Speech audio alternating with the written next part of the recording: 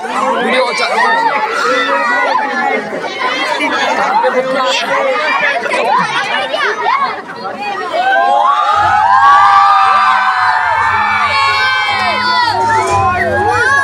पूरा वीडियो देना पूरा।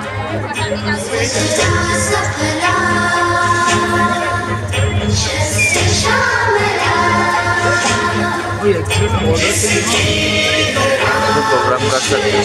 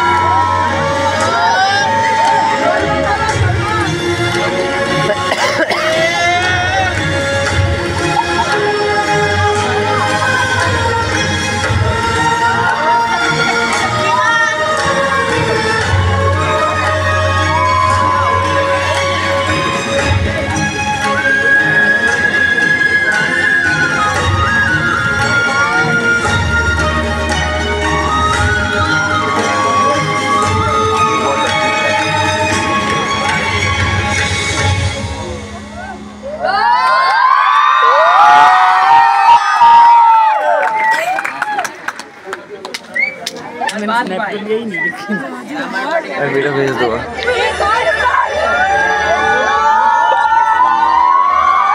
पावर रेंजर किसान का बेटा था वो दृढ़ता का भंडार। वल्लभ भाई पटेल नाम कहलाता था सरदार। कृषक कार्मिक जनगण से था उसको प्यार अपार। अखिल देश ने उसे रहनुमा किया था स्वीकार। गांधी बापू का शिष्य, सत्य अहिंसा का अवतार। किंतु एक भारत करने को धर लेता हथियार। लौह पुरुष संबोधन था वो लोहे की दीवार। तेज बंध तुम, शक्तिपीठ तुम, बल का सागर अपरंपार। देश का नम्र तुम सीता लो सवार।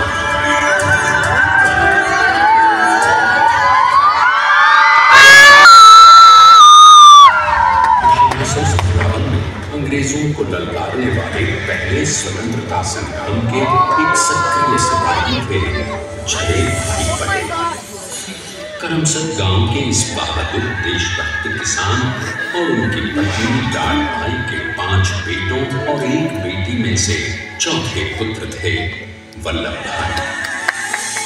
बालक वल्लभ ने करमसद के बाद नडियाद से अपनी हाई स्कूल की शिक्षा पूरी की। फिर 13 साल की उम्र में उनकी शादी भी हो गई छोटी सी झवेर बाई से।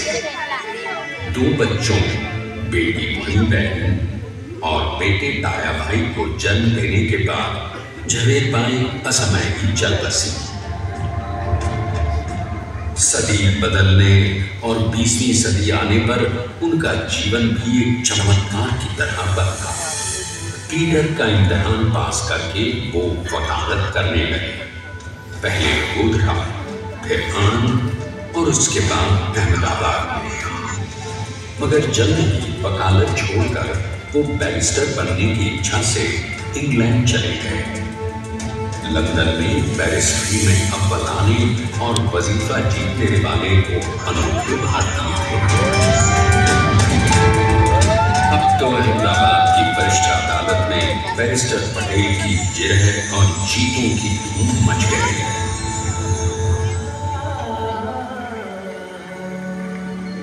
तभी एक युग पुरुष ने वल्लभ भाई के जीवन की धारा ही बदल दी।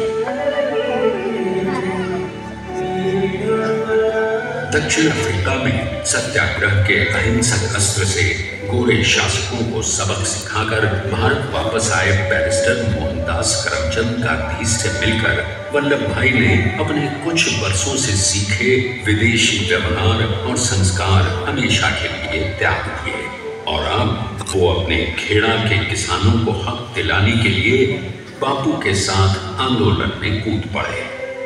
अब उनके पैरों में जूते नहीं, गांव की धूल थी। हृदय में भारत भूमि की शस्य श्यामला धरती, मन में थे गांधी और मस्तिष्क में एक नए स्वतंत्र भारत का सपना।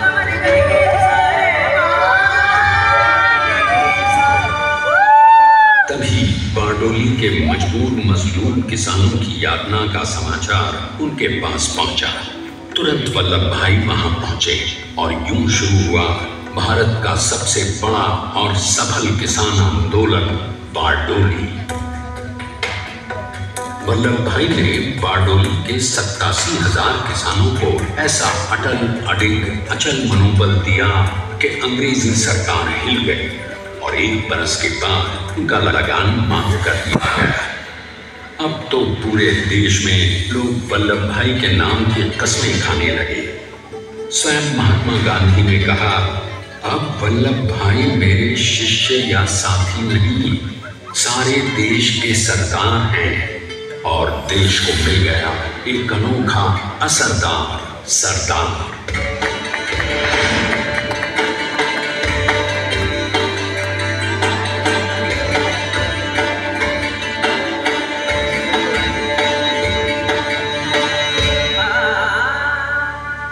सरदार पटेल के नाम और देशभक्ति से अंग्रेज डरकर कांपने लगे।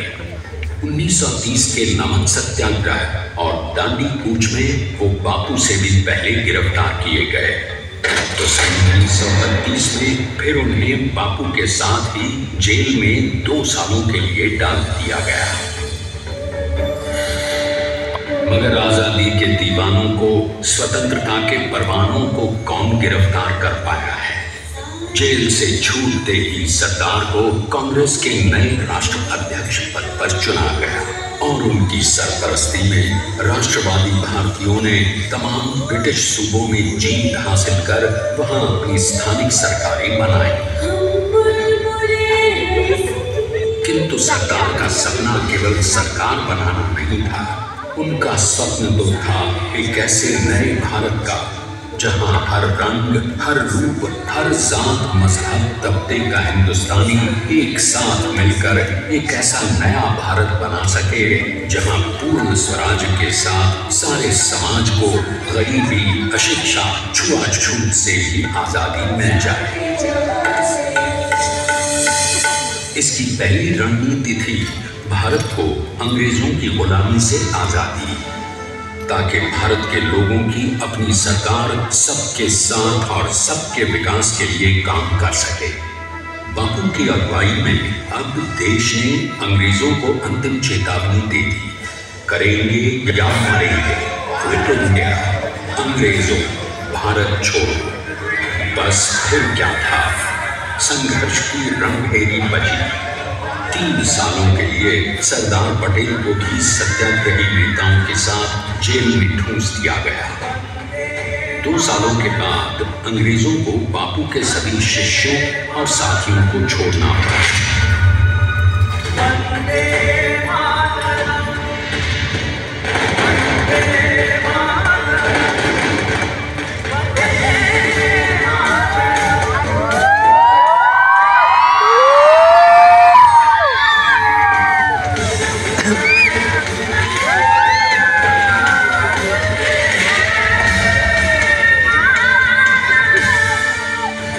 स्वतंत्रता के के स्वप्न के सच होने के साथ अब सरदार पर कई एक नई जिम्मेदारियां थीं। आने वाली आजादी की तैयारी और एक नए भारत के लिए नए लोकतांत्रिक संविधान की संरचना। जैसा उनके साथी ने खुद कहा था, सरदार ने ही 6वीं हथौड़ी लेकर एक नए भारत को उकेरा है।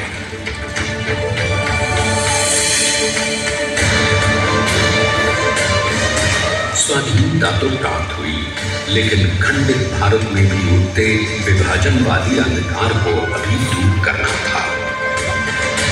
जब देश के खंड खंड होने का भय उत्पन्न होने लगा तो सरदार ने निर्भय होकर खुद अपनी केंद्र सरकार और साथियों को भी चुनौती दे डाली और जम्मू कश्मीर को बचाने के लिए सारे देश का आकाश वायुयानों से भर गया।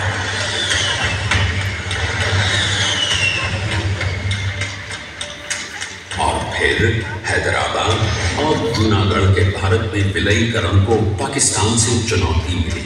सरदार चाहते थे कि देश की 1 इंच धरती अब और विभाजित नहीं होनी चाहिए। नए भारत को एक करने के लिए समझा बुझाकर मनाकर 565 रियासतों को सरदार ने अपनी सूझबूझ सदाशयता संबल से एक नए स्वतंत्र भारत का अभिन्न अंग बना दिया।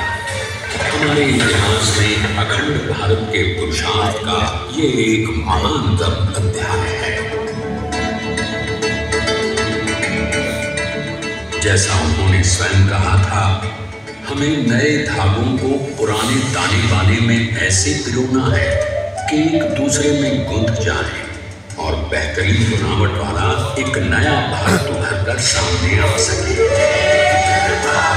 अंततः अपने वज्र दृढ़ संकल्प से एक नया विराट विशाल एक भारत श्रेष्ठ भारत बनाकर दिखाई दिया सरदार ने।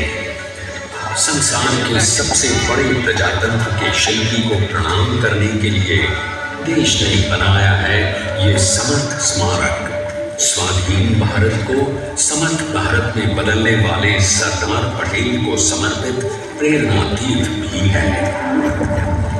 प्रधानमंत्री श्री नरेंद्र मोदी के नेतृत्व में बनी विश्व की इस विशालतम प्रतिमा के सामने आकर सारी दुनिया जैसे स्वयं भी नतमस्तक हो जाती है।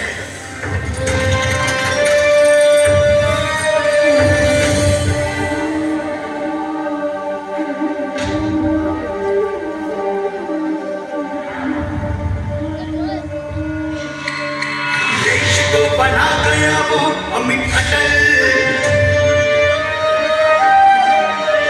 बना सका उसे न कोई शत्रु दल। के समान सा पुरुष प्रबल, तो स्वदेश का सम्मान है, पटेल तो स्वदेश का सम्मान है, तो स्वदेश का सम्मान है, पटेल तो स्वदेश का सम्मान है।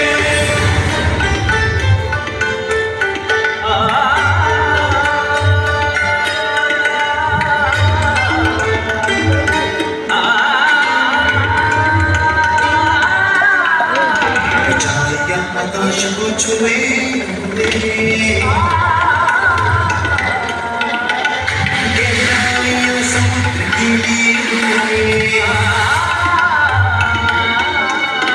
कदम अडिग जमीन पर जमे हुए पटेल अपनी आन का निशान है, पटेल अपनी आन का निशान है, पटेल का सम्मान।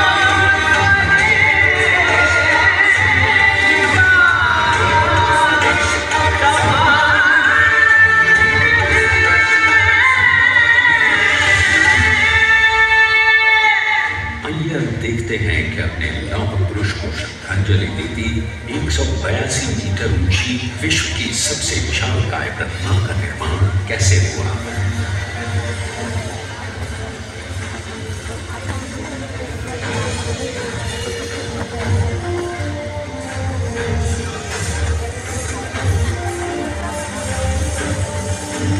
गगन चुंबती इस अद्वितीय अभूतपूर्व प्रतिमा को बनाने के लिए सबसे पहले नदी पर 4,500 क्यूबिक मीटर का राफ्ट बना और फिर सीधा 600 फीट का कंक्रीट का वॉल बनाया गया।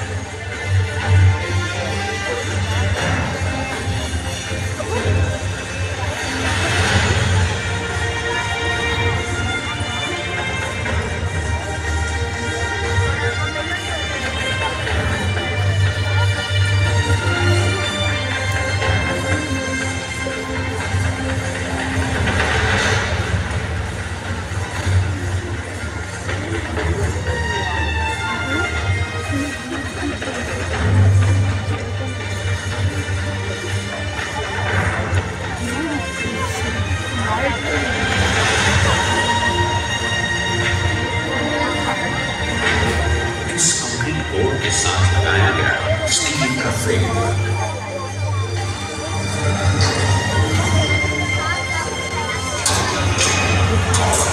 इस फ्रेमवर्क पर 6,500 ब्रॉन्ज के पीसेस लगाए।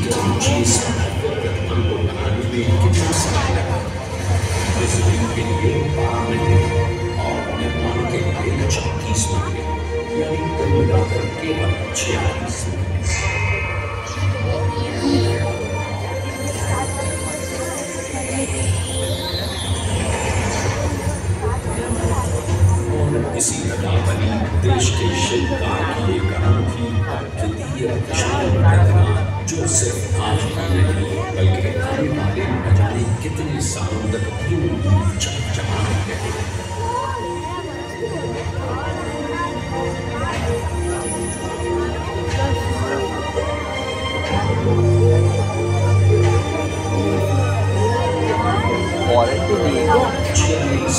वारंटी की है। कितनी परिश्रम किया और उनका साथ दिया भारत की 125 करोड़ जनता और तभी हो पाया एक ऐतिहासिक निर्माण जो कहलाता है भारत की नई पहचान। स्टैच्यू ऑफ यूनिटी विश्व की सबसे ऊंची प्रतिमा।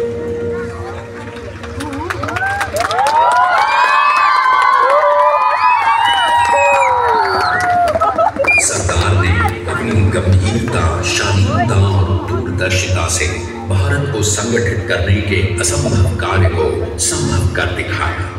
आइए आज हम सब उनकी महिमा में विश्व के सामने एक उदाहरण रखें, क्योंकि ये ही भारत को श्रेष्ठता के मार्ग पर ले जाएगा। हमारा कर्तव्य ये है, हमें निश्चय कर लेना चाहिए कि हमें हिंदुस्तान में जितने लोग हैं सबको मिलमिल के भाई के तरह रहना है। स्टैच्यू ऑफ यूनिटी एकता की प्रतिमा और श्रेष्ठता का प्रतिबिंब है। एक पहल है इस अखंड भारत को श्रेष्ठ भारत बनाने के सपने को पूरा करने के लिए। एक पुकार है हम सबको एकजुट होने के लिए। एक आंदोलन है भारत को सबसे आगे ले जाने के लिए, श्रेष्ठ बनाने के लिए। आपके योगदान और विश्वास से ही बनेगा एक भारत श्रेष्ठ भारत।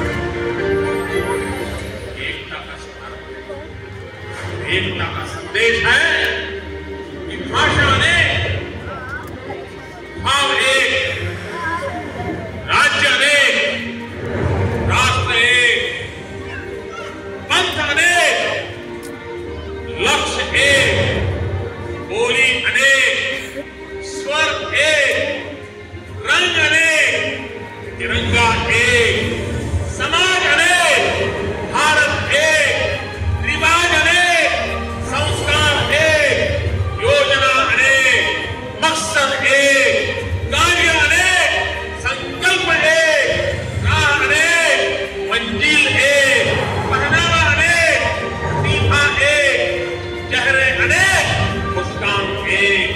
ये एकता का संदेश लेकर के हम चले। भाइयों बहनों, ये भारत की विशेषता है, विविधता में एकता। यही भारत की विशेषता है।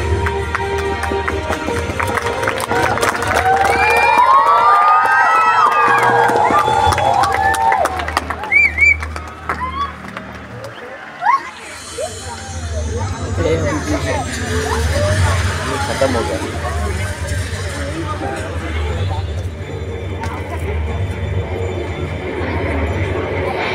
Please stand up for the national anthem.